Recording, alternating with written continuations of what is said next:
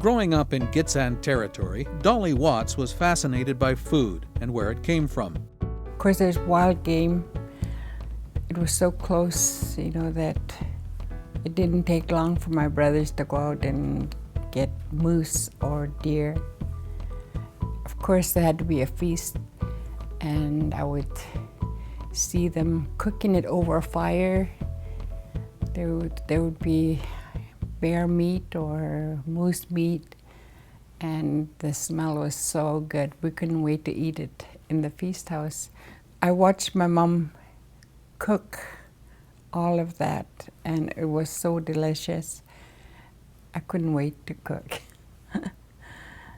But she didn't start cooking until some years later, after she went to residential school in Port Alberni and got married.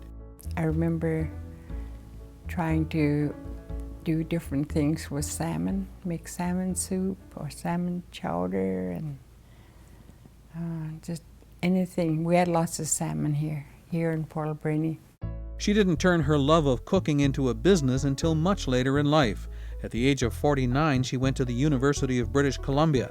At 53, she started a food cart to make a little money. When I finished university, and I really intended to do something else. I wanted to go back to the people and record history and whatnot. But when people started liking my food, especially I started with bannock, and we just totally made lots of profit the first year. And I couldn't believe it. I didn't even look back. And from there, we started catering. At 59, she opened her restaurant Lillooet in Vancouver, and for 12 years she served First Nations feasts, mainly to tourists. The people that couldn't get the seafood that we have and the wild game, they made sure they came to the restaurant. But the locals, they can get, especially the First Nations, they get all the seafood and wild game. So we hardly ever saw First Nations in the restaurant. But because of the First Nations food, Lillooet was a great success. I can't believe, just how much revenue we did bring in and how many people we put to work.